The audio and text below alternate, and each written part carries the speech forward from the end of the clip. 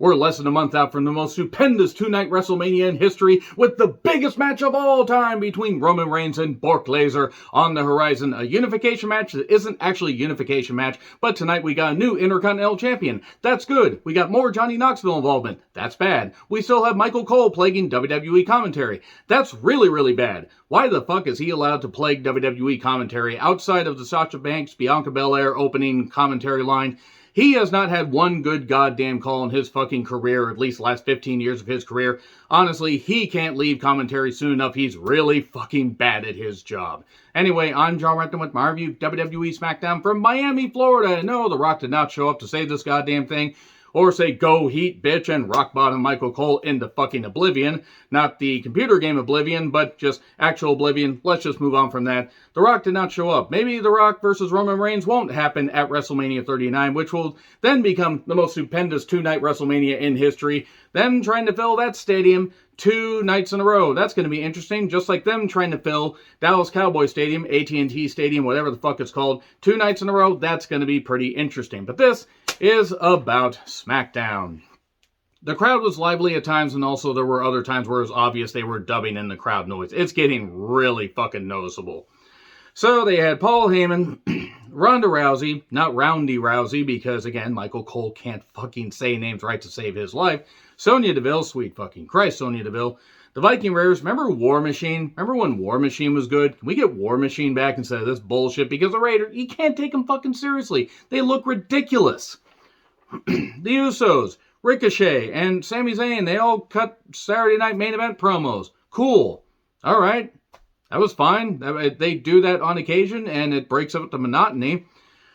And we get Ricochet with his new theme. It's terrible. It's absolutely terrible. I'm not saying One and Only was necessarily the greatest thing, but it did have shots that rang out, and shots ringing out in Miami. I mean, that wouldn't exactly be, a miss, if you were, or as it were.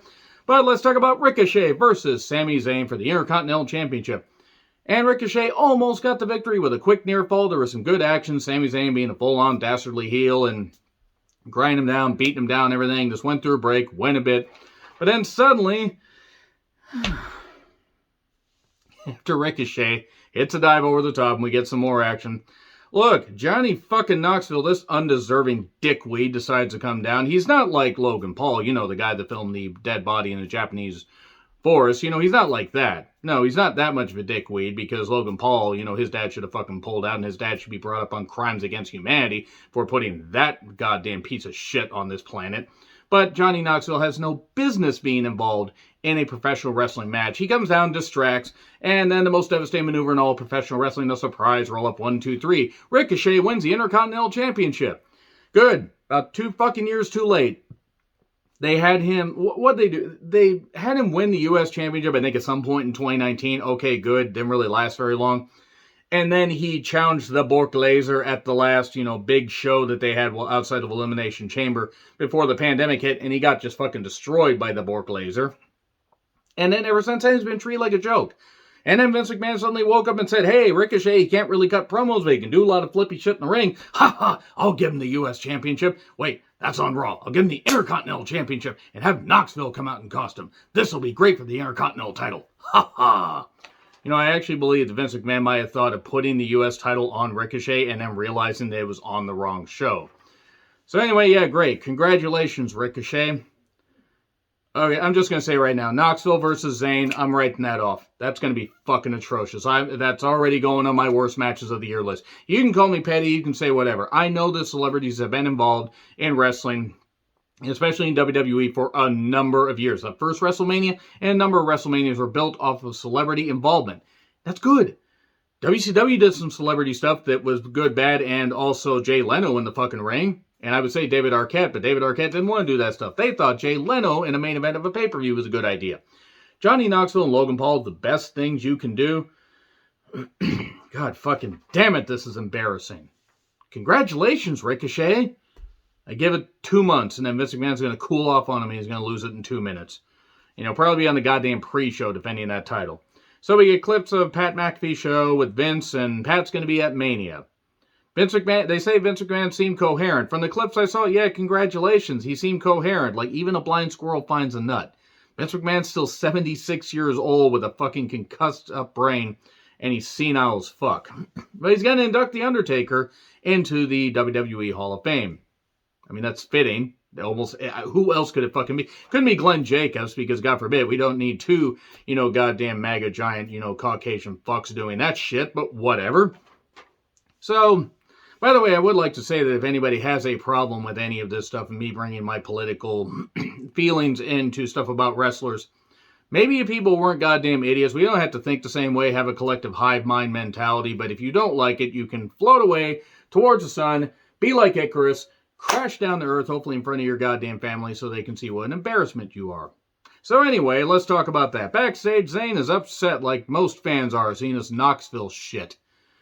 He will see Knoxville at Mania. God, I just can't wait to fucking shit on that match.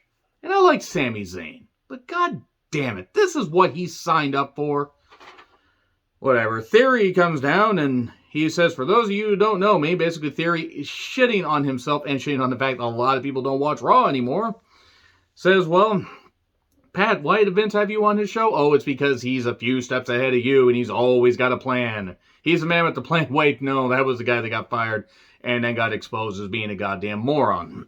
He's going to face McAfee at Mania. He slaps him and McAfee's upset.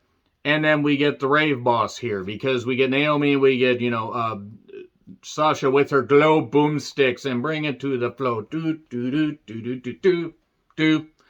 I can't dance at all in case you can't tell. Naomi with Sasha took on Carmella with Zelina. I want whoever decided to make Carmella and Zelina a team and give Zelina that horrible accent brought up on capital charges. Because it's terrible. It is a crime against wrestling. This mask shit is, absolutely played out, but then again, it's Carmella. I mean, how the fuck could you not call it played out? Played out and stretched out. And yeah, good job on that, YouTube series that did so goddamn well that the ratings have fucking dropped. It's one thing for me to have, my videos drop because I don't make money off of this. This was something they touted, like everybody's gonna love it.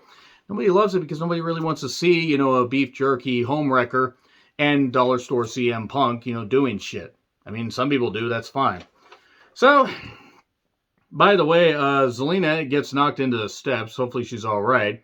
And then moonsault for 3. Natty was just watching TV for no reason. I like Natty, but she was just like, I'm going to watch this. Is she going to get a tag partner? Are we going to get a 3-way with a whole bunch of women at Mania? Oh my. So, who are these people playing poker with Corbin and Moss? Oh, I don't care.